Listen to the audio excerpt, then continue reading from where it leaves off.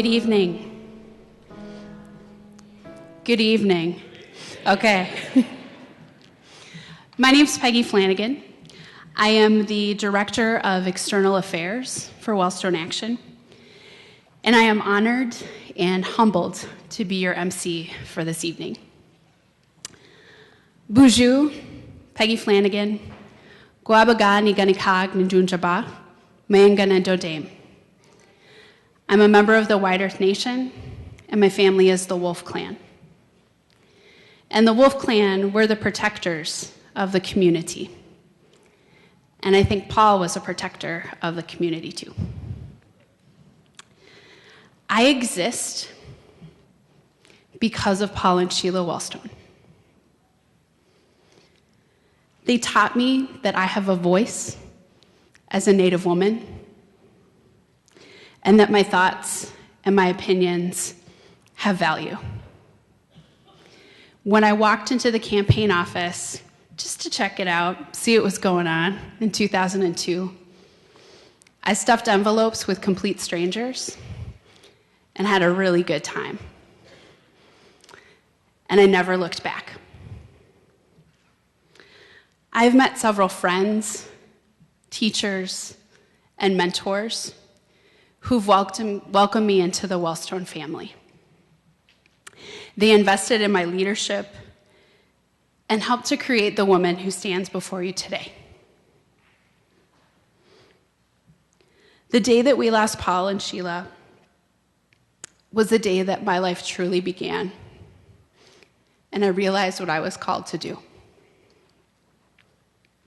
I owe my life, I owe my vocation to them. We are blessed to have so many of you here with us tonight. Here we are 10 years later, and it's incredible to see this room that's assembled from people of all different walks of life, all different communities, coming together once again to remember our friends, Paul and Sheila, Mary, Will, Marcia, and Tom. Tonight we have gathered family members, friends, campaign and Senate staff, people who knew the Wellstones well, and those who are learning about the Wellstone legacy for the first time. We are so glad that you all are all here. We are joined tonight by several elected officials, many of whom were inspired by Paul Wellstone. Senator Amy Klobuchar, Senator Al Franken, Congresswoman Betty McCollum, Congressman Keith Ellison, Congressman Tim Walz, Secretary of State Mark Ritchie, Mayor Chris Coleman, Mayor R.T. Rybeck, Congressman Jim Ramstad, and David Bingy. Thank you for being here with us tonight.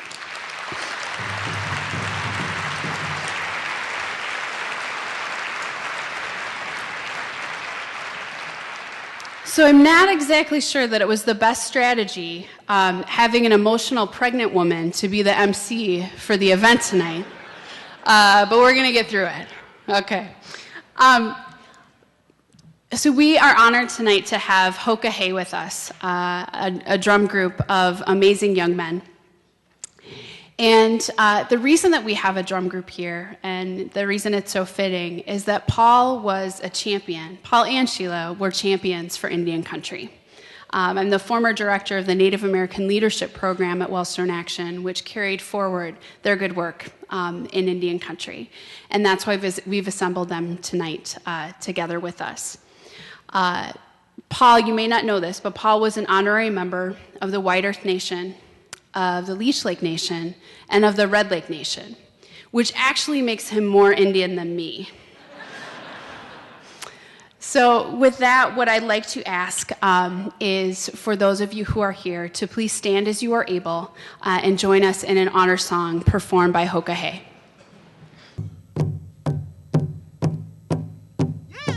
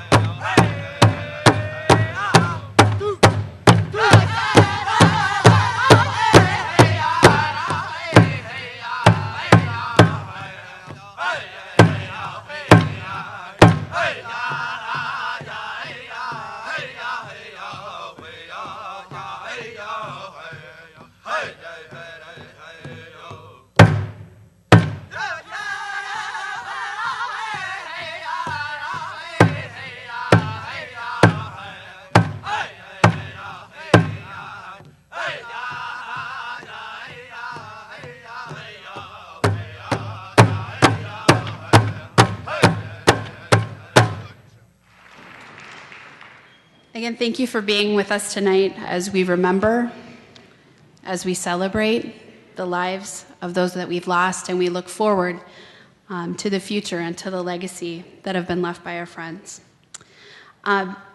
Dave Wellstone is the son of Paul and Sheila. He is the co-chair of Wellstone Action.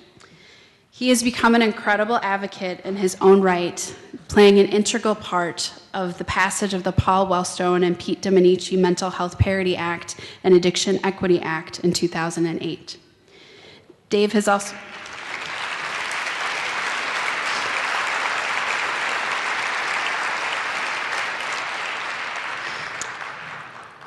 also continued to champion his mom's work to ensure the safety of women and their children, working closely with survivors and advocates of domestic violence and sexual assault.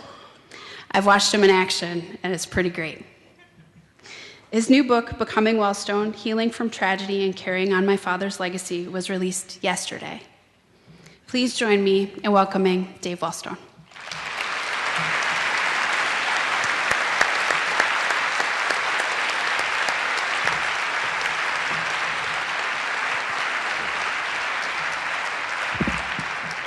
Thanks, Peggy. Thank you, Hoka Hey. That was very moving. I'm just up here tonight to thank everybody for coming. And we already talked about the elected officials. Thank all of you for being here. And thanks each and every one of you for the continued love that you show. I think that's why you're here tonight. The family members of Will and Mary and Tom, it's an honor to be here with you, and my sister's great friends and Todd. I'm just looking ahead, and right now it's a chance to maybe look back, and I thought what I wanted to say tonight was my dad had that quote, "Never separate the words you speak from the deeds you do," and that was pretty evident in his whole life. Before he was a U.S. Senator, that's what he did. He, led by example. My mom did the same thing. She was the glue to the whole family, kept everybody together. And my sister was a great teacher and mother. So I think as they're probably all watching down on us today, the best thing that we could all do is to not separate the deeds that we do from the words that we speak as we move ahead. And so I'm just honored to be here with you, honored to be with, can't wait to hear the music from the Wellstone School. And if I missed anybody, I apologize for that, but thanks. Thank you, Dave. Connie Lewis worked with Paul and Sheila Wellstone throughout his years as a U.S. Senator, serving first as the Director of Constituent Services and Outreach, and then as State Director. She was a close friend and confidant of the Wellstones and of Marcia, Tom, Will, and Mary. After their deaths, she helped found Wellstone Action, served as the first director of the Sheila Wellstone Institute, and now serves on the board. Please join me in welcoming Connie Lewis.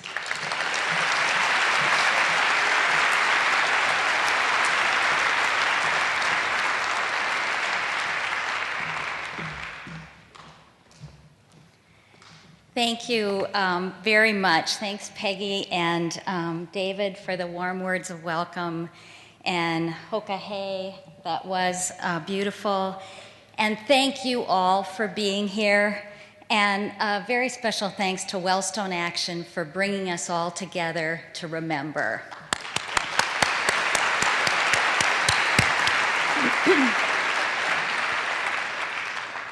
Governor Dayton, we are grateful to you for headlining this event.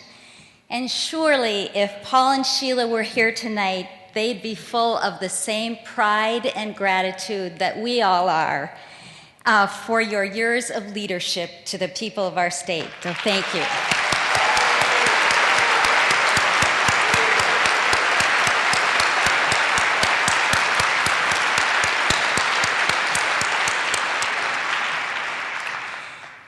Vice President Mondale can't be with us tonight, but I want to also share a special thanks to him. Those of us in this room will always feel an enormous warmth toward the Vice President because of what he did after that plane crash. I vividly remember the words he spoke on election night after the results were in.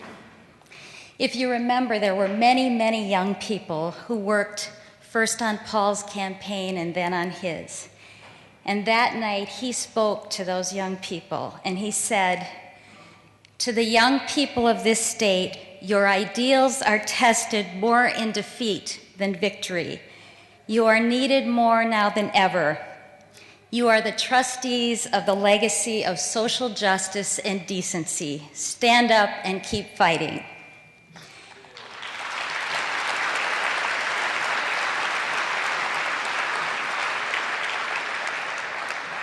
With those words and so many others, he's shown himself to be one of the greats in our state's history.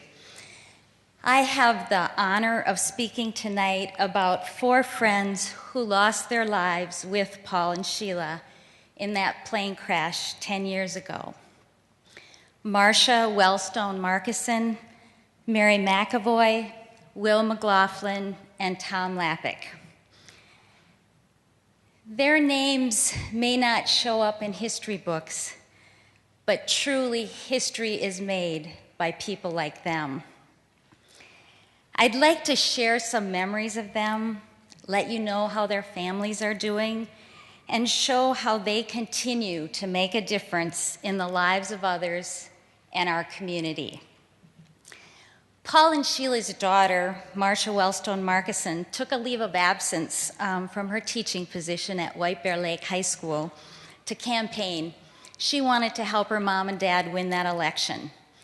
And believe me, Marcia was an energetic and passionate campaigner. But most of all, she had the heart and soul of an educator. She was a gifted Spanish teacher, beloved by her students, respected by colleagues, parents, and administrators. And she had a vibrant, life-giving energy about her, and her classroom was an engaging space where the students were challenged, but they were also nurtured. And one of the ways that Marcia opened her classroom to the community was by having her Spanish classes adopt a family living at Casa de Esperanza, a domestic violence shelter on St. Paul's West Side. Many of the families were Spanish-speaking, and the experience taught her students about speaking the language, but also about the issue of domestic violence. Since Marcia's death, the entire school's students and families have become involved in learning from the families at CASA. They share gifts, and together they raise money for the shelter. As one of Marcia's teacher friends, Chris, told me, Marcia's one gesture has multiplied many times and continues to touch families in White Bear and St. Paul. Marcia was a friend to many. She had a radiant smile and warmth like no other. And a group of Marcia's friends who are here tonight have remained close to this day, and their friendship continues to be enriched by her memory. In addition to her son Josh and her brothers David and Mark, Marcia left behind the great love of her life, Todd, her husband Todd, and 3 stepchildren, Matt, Acacia, and Sydney. They're young adults now, and according to their dad, each successfully making their way in the world. Todd told me how his relationship with Marcia helped him to know what true love and friendship is. He said, "Our time together made me a better person, a better communicator, a better dad, and husband," to his now wife, Kelly. Todd, thanks for being here. Marcia's son, Josh, was the center of her life, and oh, she loved him dearly. He was only 6 years old when he lost his mom, and Josh is here tonight with his Uncle Mark. Josh is now 16 years old and the athlete that his grandpa predicted he would be. He predicted that when you were just weeks old, Josh. He resembles his mom in both looks and mannerisms, and his favorite sport is lacrosse, which he plays for his high school, Montemita High School. And Marcia would be bursting with pride to know that Josh's first job is at his old elementary school, where he helps kids that are unable to get on the bus by themselves. Thanks for being here.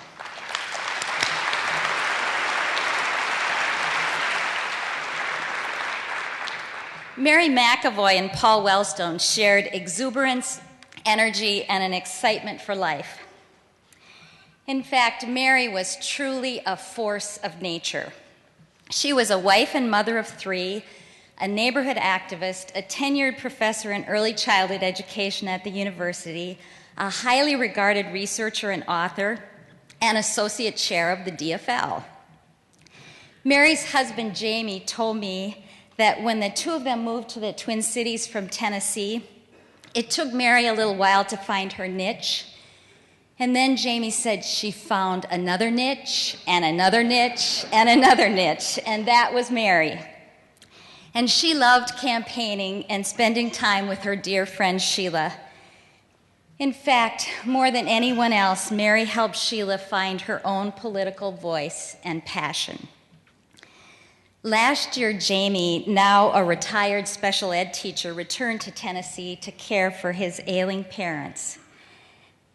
Their 3 children are Luke, who's now 22, Becca, 24, and Claire, 26. Each in their lives is a reflection of Mary's hopes and work for a better world.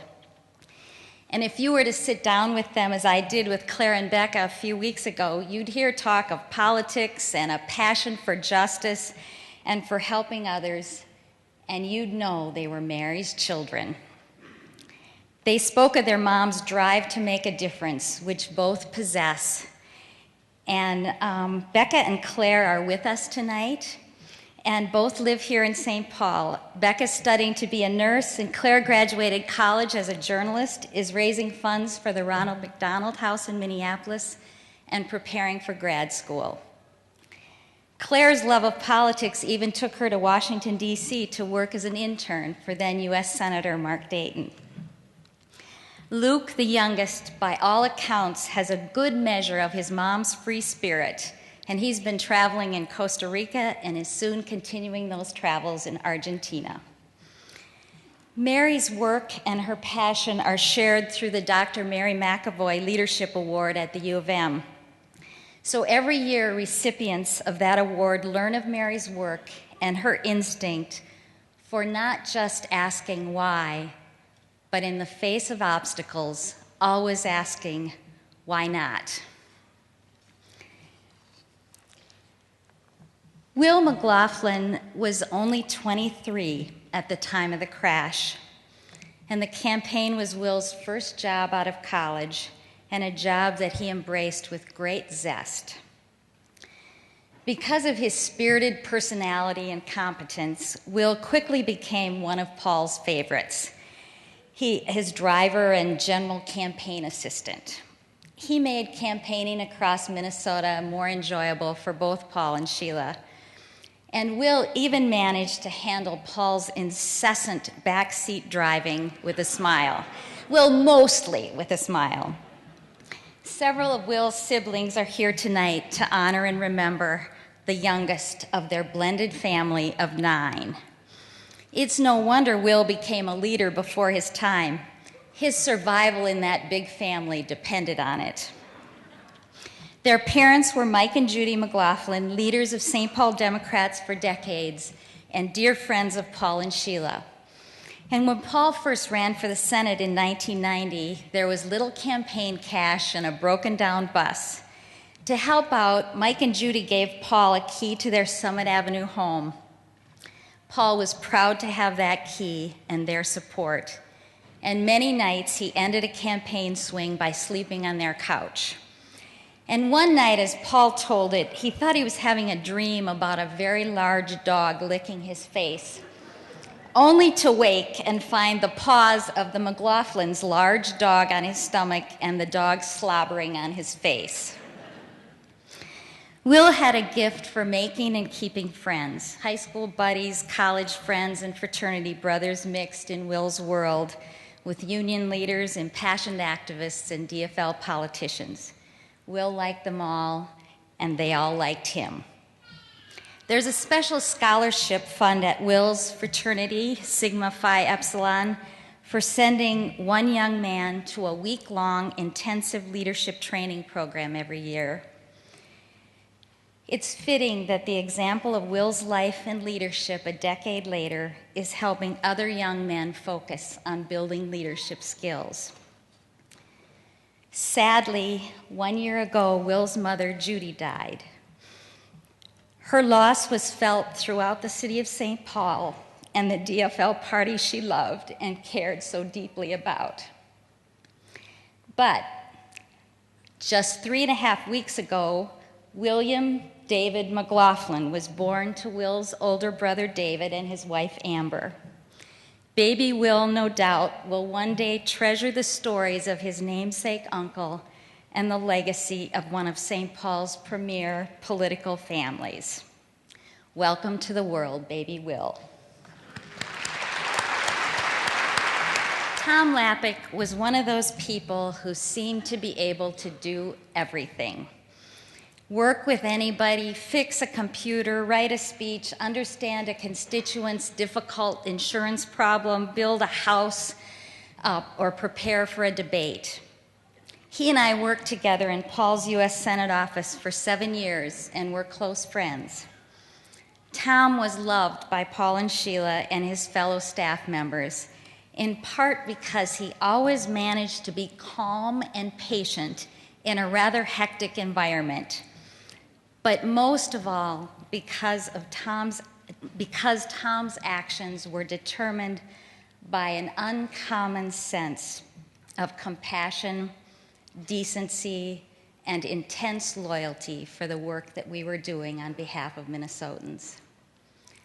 Tom was able to communicate complex ideas gracefully in his writing. He carefully crafted phrases and ideas, and Paul, the gifted orator that he was, delivered them in matchless style. Tom's training as a seminarian, graduate student in philosophy, and working journalist made him at home in the world of ideas and words. There's a Tom Lapic Memorial Fellowship in Philosophy and Social Justice for graduate students in philosophy at the university. The fellowship is a reflection of Tom's commitment to social justice, civil rights, honesty, and integrity in politics. Every year it supports a graduate student who devotes his or her study to those values and puts them into public practice. After his death, Tom's wife, Trudy, hosted a gathering at their home to plant a tree in Tom's memory. Trudy reports that through the years, there were times that she and her neighbors worried and fretted that the tree was stressed from drought and might not survive. But now Trudy reports that it's tall, strong, growing, and beautiful, and she says it seems there's nothing that could damage it any longer. Tom's tree can serve as a metaphor for our own memories of that dark October day 10 years ago. Just as that tree was at times stressed, there were times that remembering what happened seemed too painful. There were times when the injustice of it all overwhelmed everything. But we all collectively picked up, moved forward, learned from those very special people, and have made the warmth, love, compassion, and capacity to ignite hope that was at their core part of our own lives, part of our own history. And just like Tom's tree, the legacy is tall, strong, growing, and beautiful. Thank you.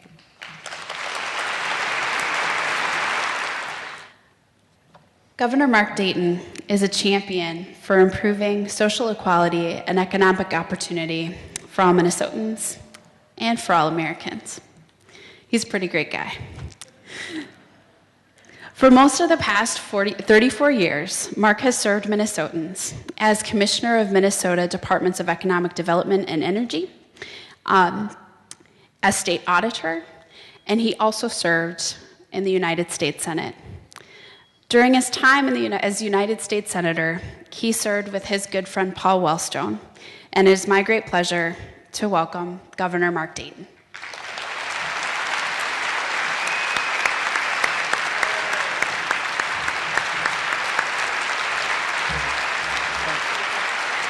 Thank you. Thank you very much. Thank you. I had crossed paths with Paul Wellstone before, but the first time I really encountered him was at the DFL State Convention in June of 1982.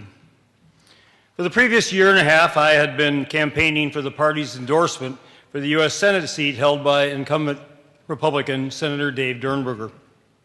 And I was basically unopposed for the endorsement at that convention.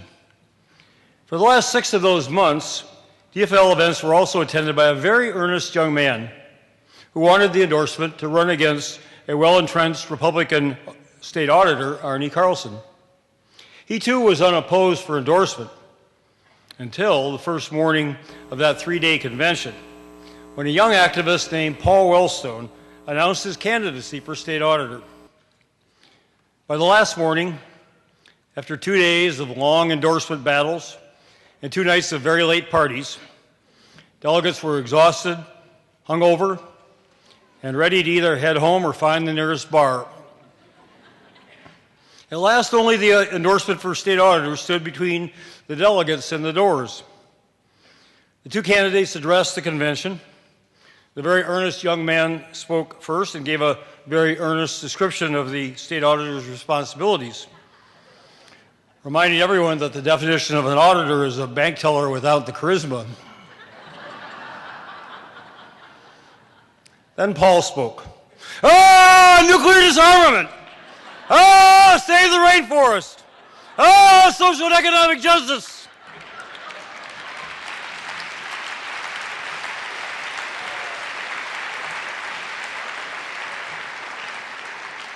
The convention went wild. The fact that the issues Paul raised had nothing to do with the job of state auditor mattered nothing to DFLers who had just heard the most electrifying speech of their lives. A motion was made for a voice vote on the endorsement, and Paul won overwhelmingly. So he and I spent a lot of time together on the campaign trail for the next 5 months.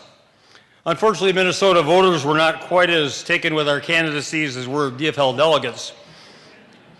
Fortunately, however, Rudy Perpich was elected governor that year, avenging his defeat 4 years before.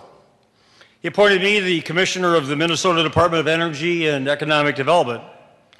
And a few months later, he asked Paul to become his senior advisor on energy policy.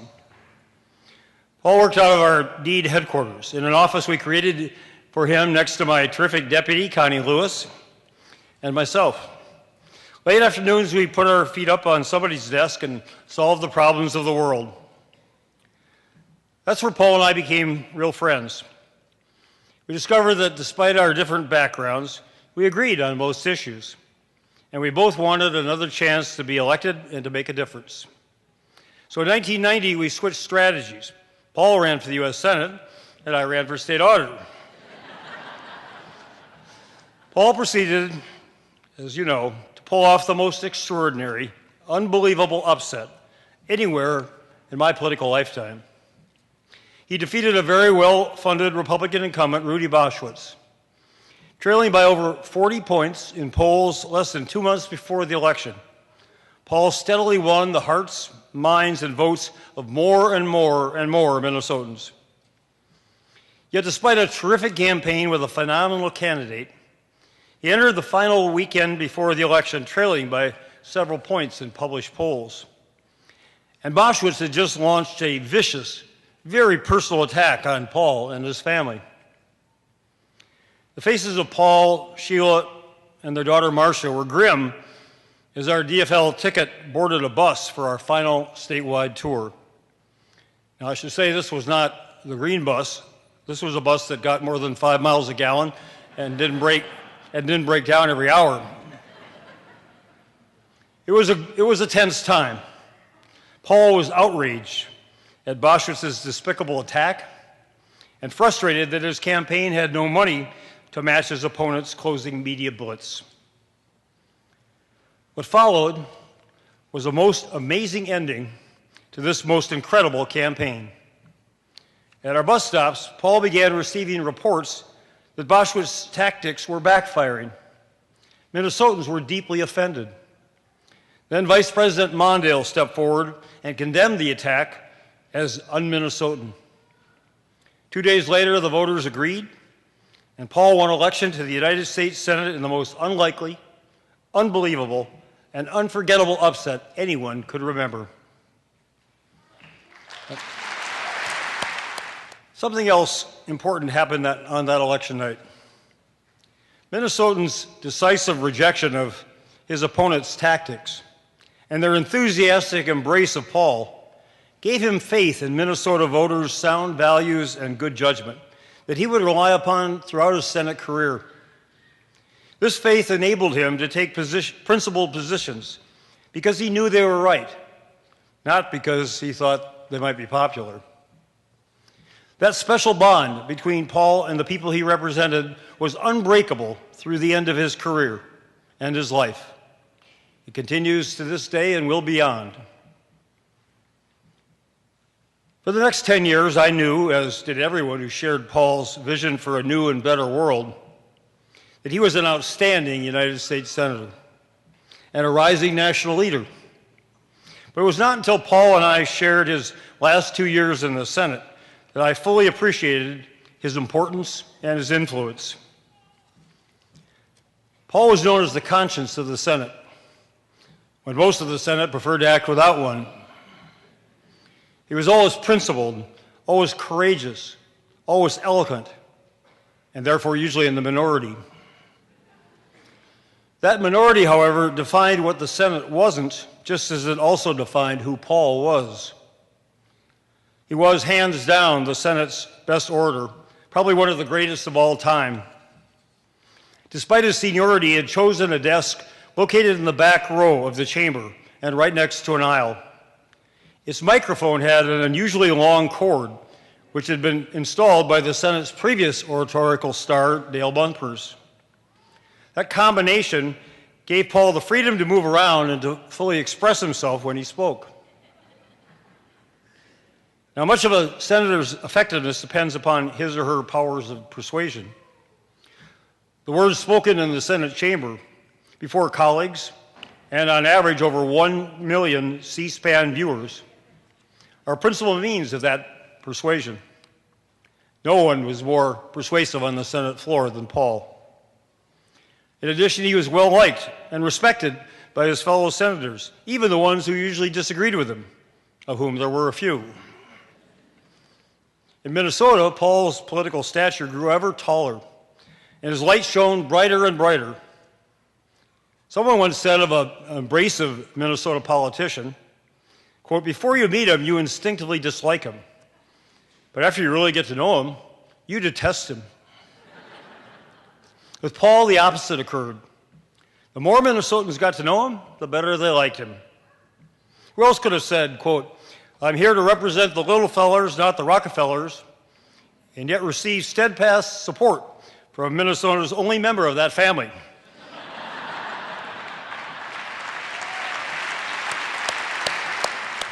And several of her relatives around the country.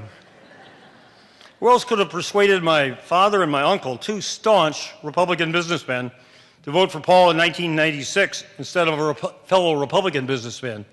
Oh, I don't even know if they ever voted for me. Both said, quote, in essence, "I don't always agree with him, but I trust that he's always standing up for what he believes is right." Possessed with such unusual political courage, Paul was often frustrated with other politicians who lacked it.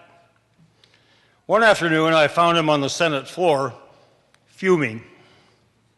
Now, when Paul was fuming, it was visible from the distance of about a mile, which at least gave you time to brace yourself. One of our Democratic colleagues had just informed him that she would not support his latest amendment. She reportedly said, quote, "I'd like to help you, Paul, but that's a tough vote for me." Paul was livid. "Is that supposed to make me feel better," he asked me rhetorically, "to say I'll be with you on the easy votes but not on the tough ones?" There was no place in political cowardice with Paul. From those courageous battles, Paul's reputation as a remarkable progressive leader grew nationwide. People throughout the country were urging him to run for president. Had he lived? Who knows? I personally believe, without any evidence, that he would have felt duty-bound to try. And I have no doubt that he would have been a far better presidential candidate in 2004 than the Democratic senator who won the nomination and lost only narrowly to President Bush. But Paul did not achieve and sustain this stratospheric success all by himself. He had terrific support from a very talented and dedicated staff, led in Minnesota first by Jeff Blodgett, who had also masterminded his winning campaign.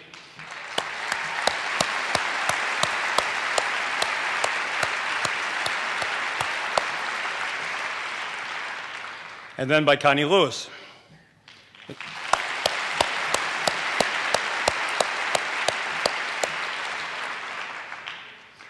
He had, in Washington, Kari Moe, another former student of Paul's at Carleton, was his chief of staff.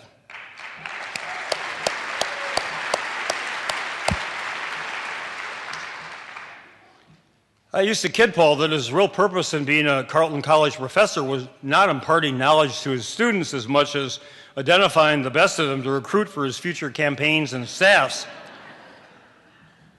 Kari is now the Washington Chief of Staff for Representative Keith Ellison.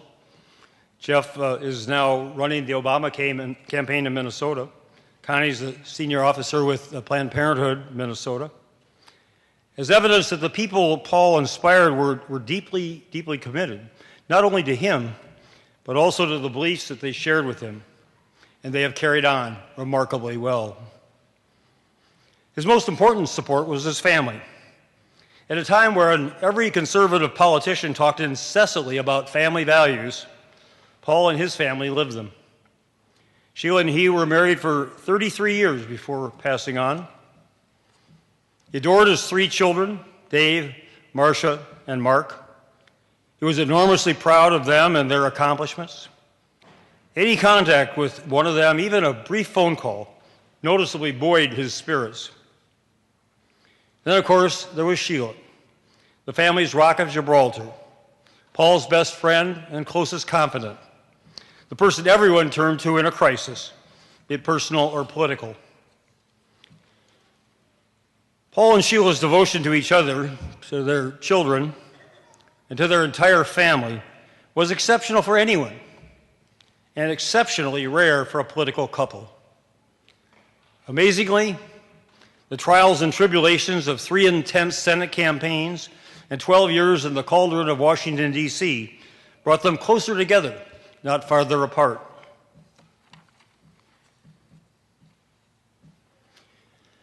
The ultimate test of Paul's political courage and the final measure of his special standing with Minnesotans occurred just days before his death, during the Senate's vote on President Bush's Iraq War resolution.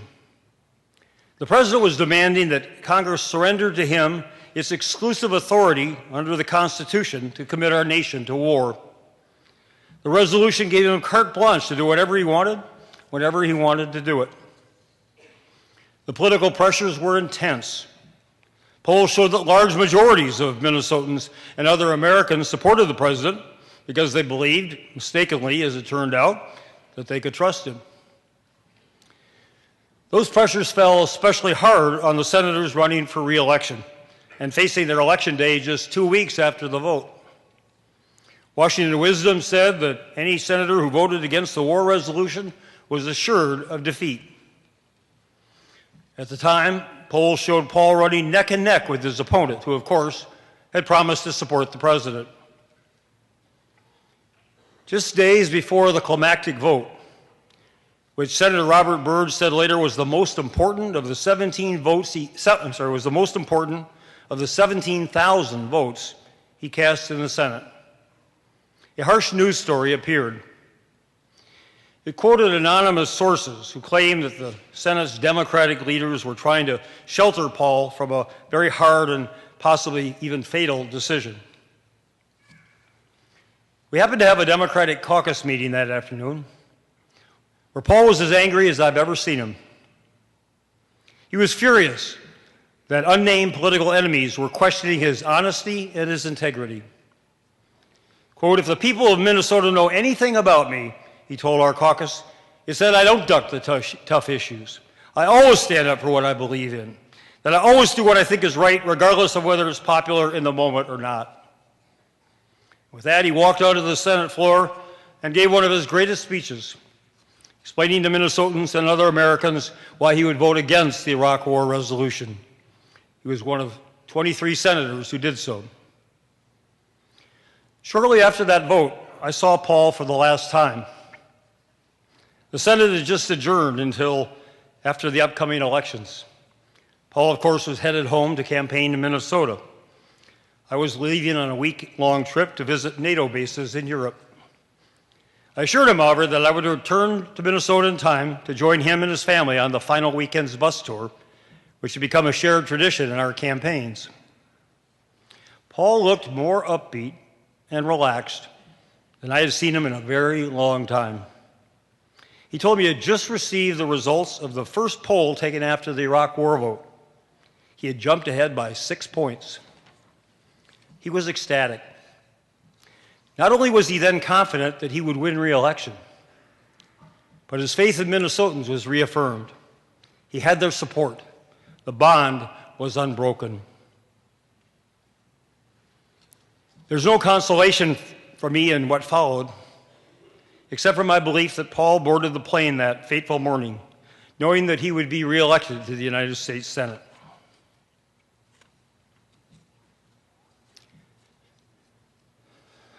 I'd like to close with a story which took place just a few weeks before that terrible disaster.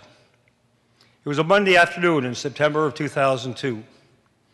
The Senate was not in session that day, so the chamber was empty, except for a few staff, when I happened to walk into it. There I came upon Paul and Marcia's young son, Josh. They were on a grandpa-grandson outing. Because the Senate was adjourned, Paul could take Josh onto the floor where I joined them. "Here's Grandpa's desk," Paul said to Josh. "Here's where Ted Kennedy sits." Josh interrupted. Plaintively, he asked, "Grandpa, I thought you said we were going somewhere."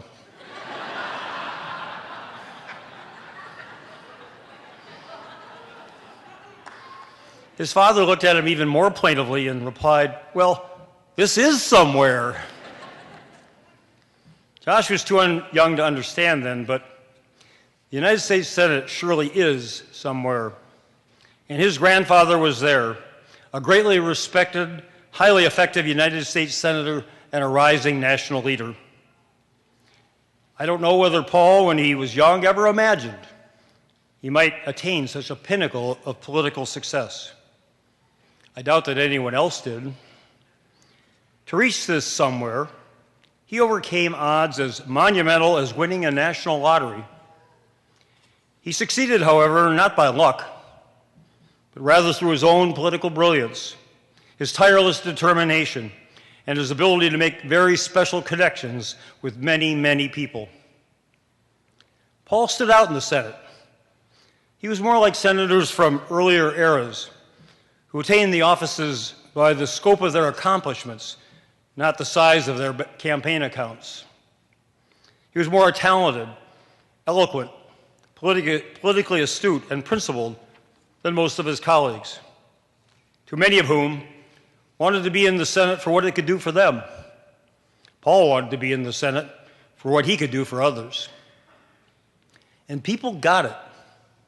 They came to understand that profound difference, to appreciate what a difference it made in their lives, and to realize how extraordinary it was that by some miracle, someone had been elected to the United States Senate who was using that office for them.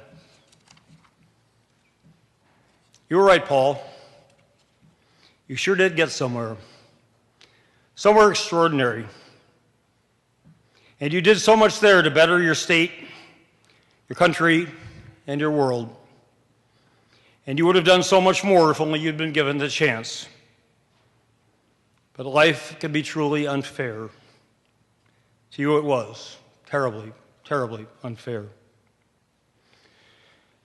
A decade later, we still mourn your loss, for you are irreplaceable as a politician, as a parent, and as a friend. We also mourn the losses of Sheila, Marcia, Mary, Tom, and Will, such wonderful people, so cruelly taken away from us. We mourn all of you tonight and every night. Rest in peace, Paul. No, come to think of it, cause a ruckus up there. Start a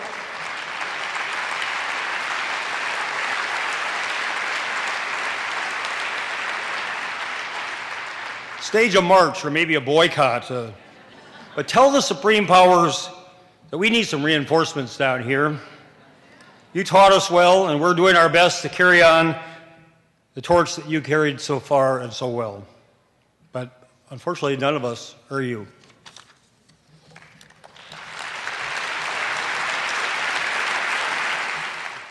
Hi, I'm Paul Wellstone, and I'm running for the United States Senate from Minnesota. Unlike my opponent, I don't have $6 million, so I'm going to have to talk fast. This is my wife, Sheila, and our children. This is my house in Northfield, where I've lived for 21 years. My son, David, farms, and I've worked with Minnesota farmers for years. We must stop the poisoning of the air and the land and the water. I'll lead the fight for national health care. I've been a teacher for 24 years. Labor? Came to know Paul and Sheila when I was a student at Carleton College. I came out from Massachusetts to go to Carleton, and Paul Wellstone was my poli-sci 10 professor, and opened up my eyes to not just the traditional study of political science, but to the idea of power and challenging power and organizing and changing society and changing politics. Now, the first part of the point I make is going to sound like bragging, but the second part, you'll know it isn't. I have taken no money from the tobacco industry, okay? Now, here's the problem. I've taken no money. On the other hand, they never have offered any. Paul Wellstone was a different kind of politician. He wasn't slick or fancy, and he didn't need a poll to figure out what he believed.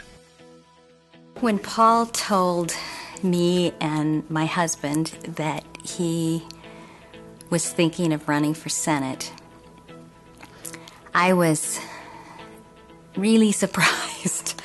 He would be running against an incumbent United States Senator. I just felt like there was little chance that Paul would be able to be elected. Our exit polls show that you have won. Is that right? 53 to 47 is what they're telling me.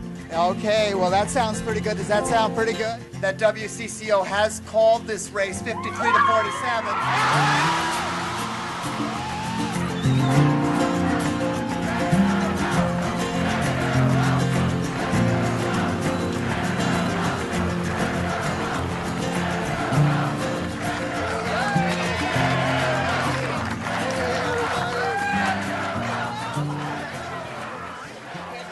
I would like to dedicate this moment to my father, who was a Jewish immigrant from the Soviet Union, who is no longer alive, but who I'm absolutely sure knows that because of Minnesotans, I'm now serving in the United States Senate.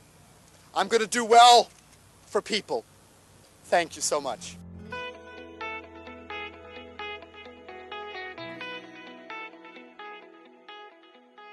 The way I describe Paul Wellstone is that he had tremendous energy. He was progressive and liberal to the core, and he always had the patience to listen and to speak for people, no matter who they were. He was a remarkable, remarkable public servant. Both Paul and Sheila had a passion for helping people in need, people suffering from the ravages of poverty, homelessness, hunger. So many people come up and say to me, you know, I knew Paul Wellstone. It's not just the senators, it's not just people like Tom Harkin or Vice President Biden. It's the guy that operates the tram named Daryl. Be walking down the hallway, across the hallway, come to you and shake your hand and talk to you. And he's a really genuinely nice guy. Or it's the secretaries in the front offices who asked me if I had ever met Paul. Or it's the police officers at the front of the Capitol. Paul treated everyone with dignity and respect, and so did Sheila. And he really did touch people, both literally, and he moved people.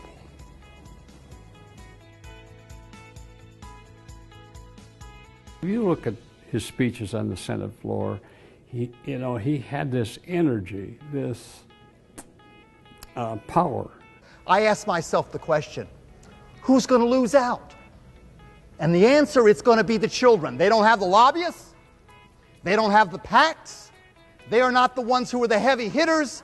They are the ones that are going to be left behind.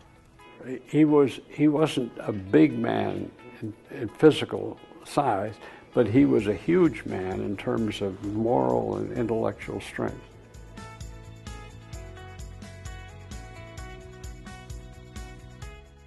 Well, Sheila, first and foremost, was the glue that kept that family together. She was the fierce advocate for her family and a great mom.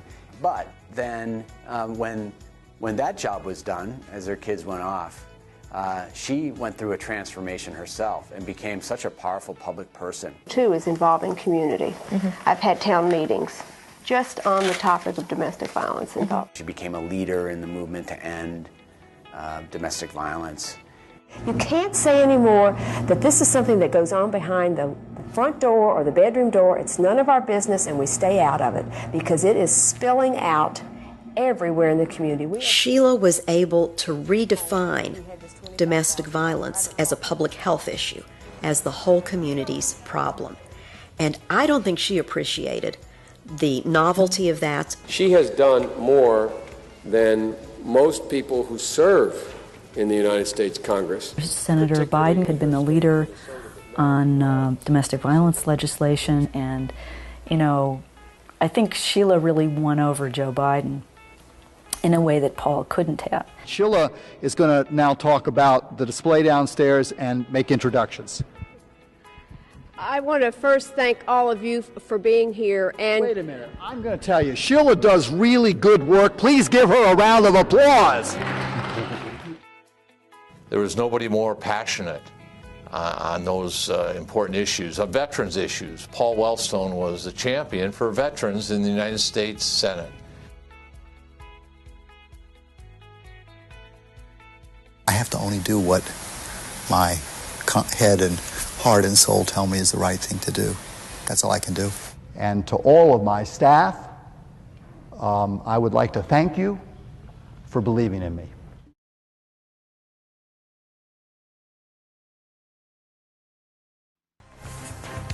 We are going to cut away from our regular coverage right now, our regular programming, to go to CNN for coverage of that airplane crash in northern Minnesota. It's a small plane, 8 passengers, has crashed in Eveleth, Minnesota, a plane that was chartered by Senator Paul Wellstone and his campaign. We don't know.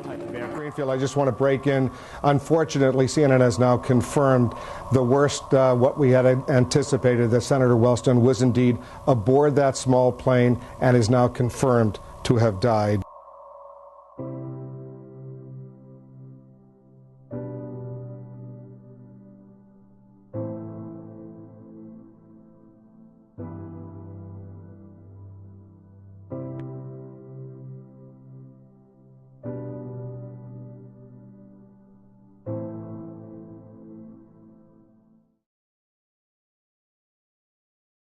After we lost Paul and Sheila in 2002, I knew that we needed to create something that kept their legacy alive and kept alive the ideas that Paul and Sheila represented in the public square, and also those ideas that brought many people together around his campaigns. One of the things that Paul taught, but also really showed us in his life as a teacher, as an organizer, as a U.S. Senator, was that if you're serious about making change, you really need to figure out how to bring together grassroots community organizing with electoral politics and good public policy. And he really taught that all three are necessary but insufficient without the others. And it sounds like a little idea, but it's really a big one. I think they all go together. I think electoral politics without grassroots organizing is a politics without a base. I think grassroots organizing without electoral politics can be a marginal politics. And I think electoral politics and grassroots organizing without policy and program is a movement without a direction. The Wellstone Way is about getting involved in politics and public life to improve people's lives, to improve the lives of ourselves, our families, our communities, and to make our states and our country and even the world a better place to live. Something that I think people really appreciated about Paul was that he didn't just want to be right, he wanted to win. And he didn't just want to talk about a world where we all do better when we all do better. He actually wanted to figure out a way to make it happen. And at Wellstone Action, that's how we approach our work, that's how we approach the world, and it's why we've grown to be the premier training center for the progressive movement. Paul Wellstone said it himself, that politics really isn't about money and power games, it's about improving people's lives. I'd say the Wellstone Way is about saying not only is that a better way, that we can get more accomplished and strengthen our country, but it's also a stronger politics as well. And in these last 9+ years, we've trained more than 55,000 people who are running for office, working on campaigns, organizing in their communities to make change on the issues that matter to them. And we've done it in all 50 states throughout the country. And I know that Paul and Sheila are both looking down and saying, wow, this is great. If we can't be here, next best thing is something like Wellstone Action that can help others step forward and be powerful change agents. We know that the Wellstones will be proud of the work that we've done over the last 10 years, but we also know they would say there's still a lot of work left to do. So we're going to keep at it, and we can't wait 10 years from now to come back and talk about the work that next generation of leaders will have done in carrying on the Wellstone legacy. I can continue to say, and more importantly by my actions, convey to young people and everywhere in Minnesota that politics is indeed not about money and power games, but the improvement of people's lives.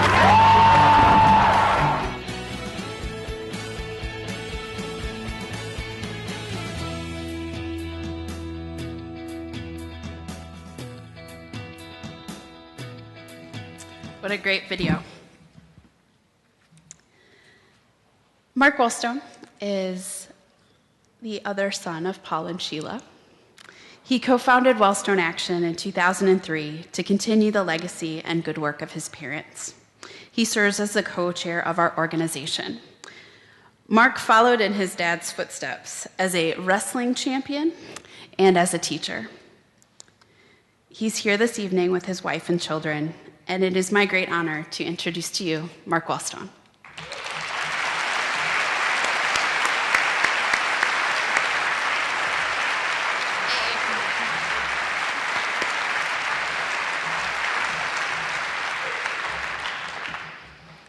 Good evening.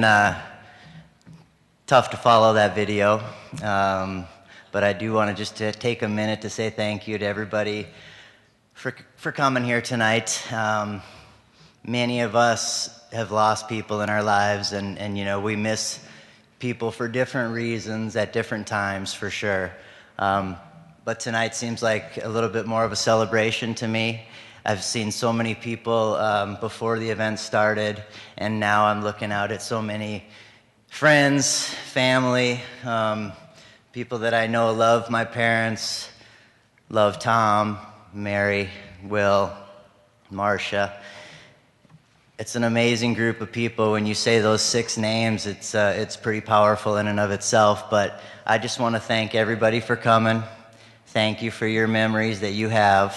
And the drum circle tonight was really powerful. I really want to say thanks to those guys. That was awesome.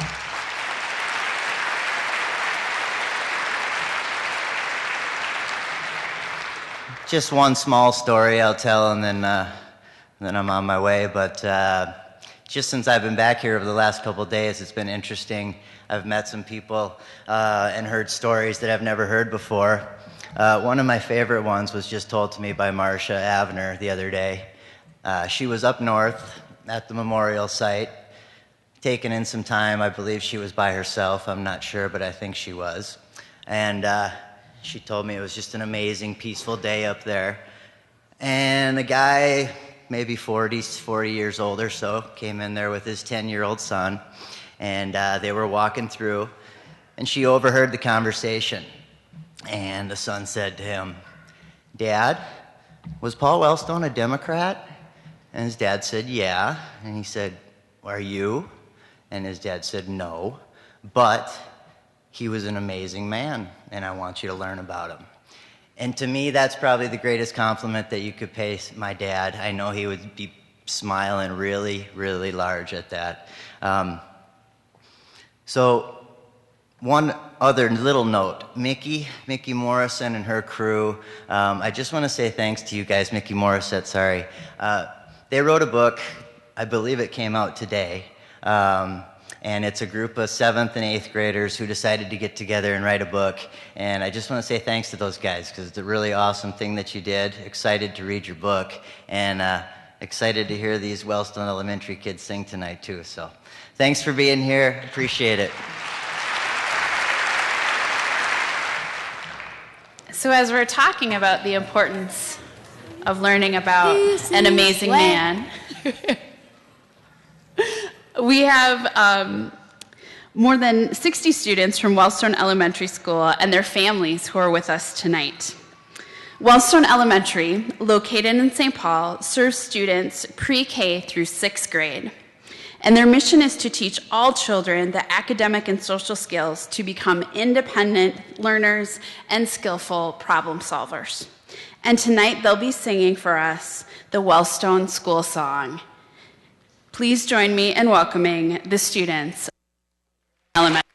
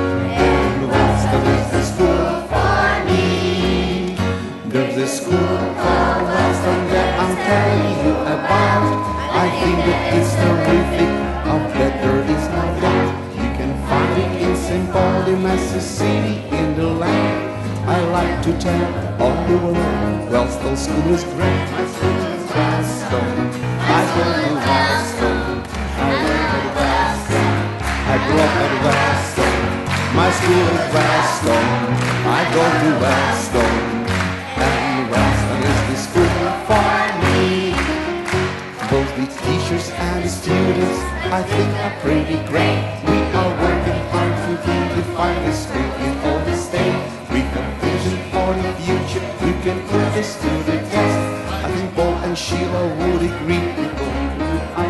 My school is Wellstone. I go to Wellstone.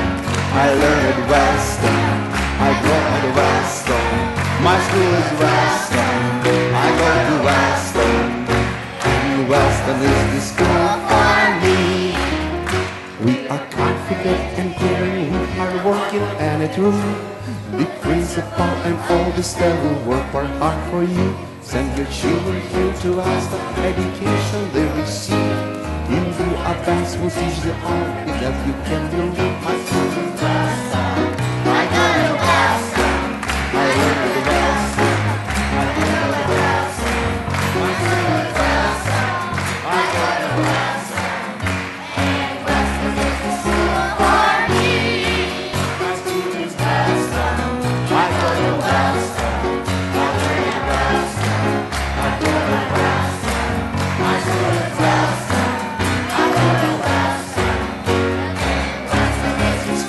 For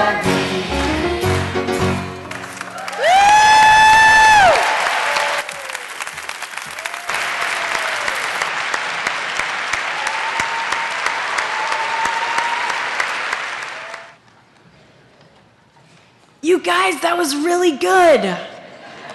Yeah.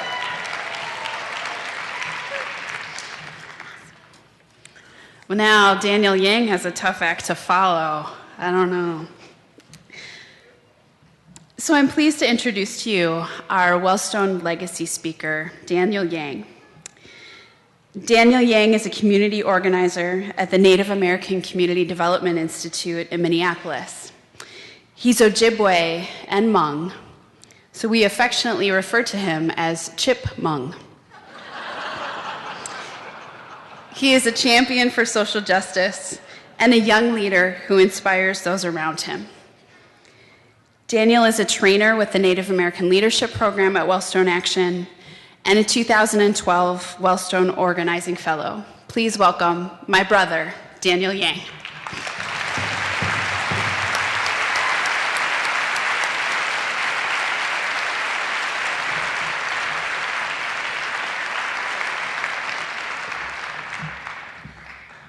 So the one thing I learned from Paul, the most important thing is to take advantage of opportunities when you have them. So I want to say thanks to these young men on the drum and invite Governor Dayton over to the drum at the closing song, and maybe we can corner him and we can get him to agree to letting us watch some football this Sunday. Does that sound good? I know we've all been sitting for a while, so I've edited my remarks from 120 minutes to 90 minutes. Right now. I was 9 years old when I first met Senator Wellstone. I still remember my father waking me up early that crisp fall Saturday morning and telling me to hurry up and get ready. I ran down the stairs with the same excitement that any red-blooded third grader would have in anticipation of hours of Saturday morning cartoons ahead of me. My father had different plans for me. Boy, grab a juice box, put your shoes on. We're going to meet my friend Paul, he told me. I wasn't averse to grabbing a juice box, but I didn't really want to put on my shoes. And I sure as hell didn't want to spend my Saturday morning going to meet some stranger named Paul. It should be noted that accompanying my father to weekend community meetings was not a new phenomenon. After he sought sanctuary here in Minnesota as a Hmong refugee from his war-torn homeland of Laos, my father felt it was his duty to give back to the community that provided peace and security to his family through his strong commitment to public service and civic engagement. Minnesota was also the place where he married my mother, a woman with both Native American and Scandinavian heritage that he had met just 1 year earlier in a refugee camp in Thailand, where he lived and where my mother was working as an international aid worker. Growing up multicultural was a heavy burden for me to carry as a young man. Not being enough of one thing for one person, or being too much of something for another. Always having to check the other box, or worse yet, having to question what to do when there was no other box. My father and I pulled into the community center on the east side of St. Paul, and we took our spot in the small line that was gathering to welcome Senator Wellstone to the community forum. I remember Paul arriving and making a direct line to shake my hand first. With a large grin, Paul said, "I'm pretty sure that you're William's son, aren't you?" I nodded yes. He began to emphatically shout, "I want to shake your hand because you are an amalgam of what it means to be Minnesotan. Do you know what an amalgamation is?" I was 9 years old, and I had no godly idea what he was saying, but I nodded yes. Paul continued on, telling me how fortunate I was to have the honor of an ancestry that included the indigenous First Peoples of this state, a Scandinavian heritage of immigrants that came to this state in search of a better life, and the bloodline of my Hmong refugee father who courageously led his family out of a civil war to seek peace and freedom in this state. Paul told me that my personal story was the story of everything good about the state we lived in. Until that moment, no one in my entire childhood had ever been able to articulate what an incredible blessing my multicultural heritage was in a way that I could grasp. My mixed ancestry had always been a deep source of personal pain, unacceptance, and shame. With a firm handshake, a gentle hug, and inspiring words, Senator Wellstone turned my burden of being the other into an incredible honor that I've held close to my heart ever since that Saturday morning when I met my dad's friend, Paul. In the 20 years following our first encounter, Paul's passion for social justice, equity, and dignity for the most vulnerable among us was an inspiration to me both personally and professionally. He reminded us all that as progressives, it's not just okay to be well adapted to indifference and well adjusted to injustice. Through his example, he showed us how to use politics as an instrument of good and lasting change. It was Paul's leadership as an international human rights advocate that inspired me to work with refugees in war-torn regions of Eastern Africa, and his commitment to indigenous peoples that led me to work on indigenous rights issues in communities throughout Latin America.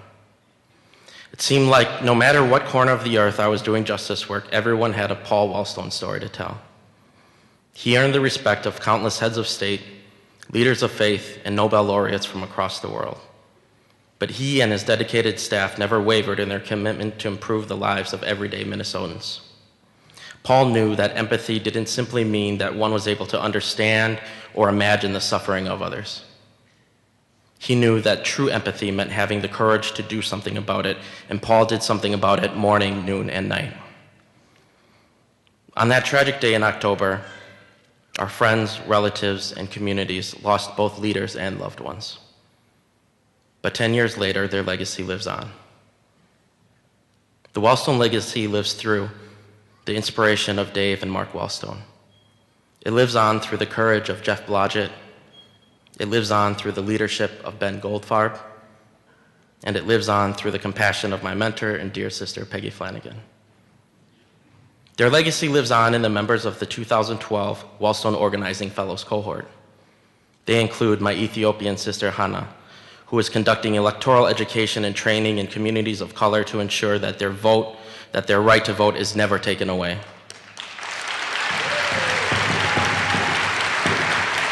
The Wellstone legacy lives on in my Somali brother, Abdi, who has knocked on literally thousands of doors across this state. And it lives on in my African-American sister, Eleni, who has dedicated every waking hour to registering the homeless in northern Minnesota. The Wellstone legacy endures through the thousands of progressive champions trained by Wellstone Action every year across the country. The Wellstone legacy continues to live on within you and within me. As a Wellstone Fellow, I've carried on the Wellstone legacy by committing myself to community building and organizing in underrepresented and marginal communities whose suffering has been rendered invisible by some in power. Paul's deeply held belief that we all do better when we all do better inspires me to empower individuals to not only participate in the political process, but to encourage them to take leadership roles in their community to ensure that all of our voices are heard. Paul was committed to the ideal that politics is about the improvement of people's lives, about lessening human suffering, and about advancing the cause of peace and justice throughout our world. He dedicated his life to educating and connecting with people to make them recognize that their involvement in politics could make a real difference in their own lives and in their community. We are honored to be the bearers of this legacy, and we will work tirelessly to carry it forward. I'd like to believe that Paul, Sheila, Marcia, Tom, Mary, and Will are watching above us as we celebrate the impact that they continue to make on all of our lives, and as we honor their memory together this evening. But we're less than a month away from an election day, and my heart tells me that tonight there are 6 angels canvassing, phone banking, and registering voters in the streets of heaven. Thank you. The last conversation that I had with Paul Wellstone was at the State Fair. It's one of his favorite places to be. And I talked to Paul and Sheila, and Paul said, "So Peggy, what did you finally decide to major in college?" I was a music major and, changed it a couple times. My dream of becoming Leah Michelle, right, dashed. But I said, I decided to major in child psychology and American Indian studies. And he said, "Hey, I was a child psych undergrad. No way." And I was like, "Yeah, it's great. Now I'm working with Native kids." And he said, "Hey, you look like a medium to me." And I was like, "What?" He's like, your t-shirt size, you look like a medium. And I was like, God bless you for calling me a medium. And he's like, we're about the same size. And he said, do you have a Wellstone for Senate t-shirt yet? And I was like, no, I don't. And he said, well, come with me. And I know that Jeff Blodgett cringes at this story because he gave me a free t-shirt. This coming from the man who will get used office equipment until it's been duct taped to the full extent that it's just duct tape. So he gave me a t-shirt and he said, put this on. I said, okay. And he said, I was a child psych undergrad. I'm a medium. You're a child psych undergrad. You're a medium. You could be senator someday.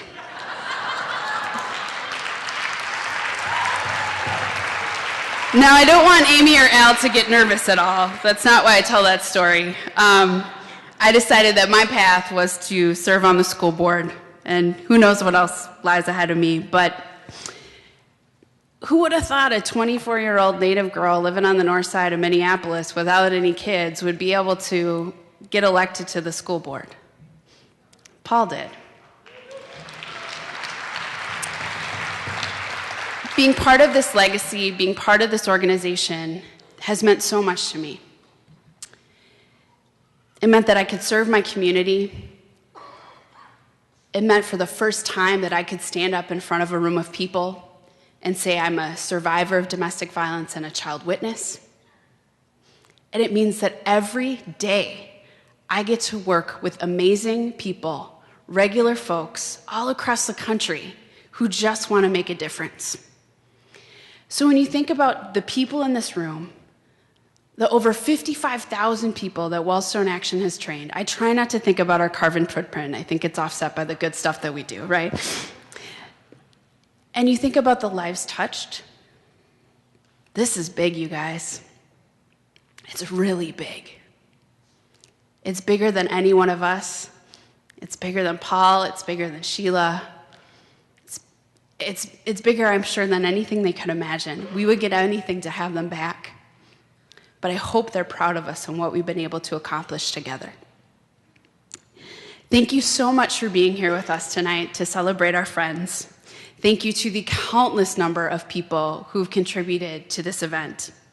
The stories and remembrances that we shared tonight were powerful, and I hope that you carry them in your heart and into the world as we leave this space. We will hear one more song from Hokahay, and it's a traveling song, so that you can leave this place in a good way, bringing the gifts that we've been given by our friends to other people. So say in my language, Chimigwich, many thanks for being here tonight. Thank you.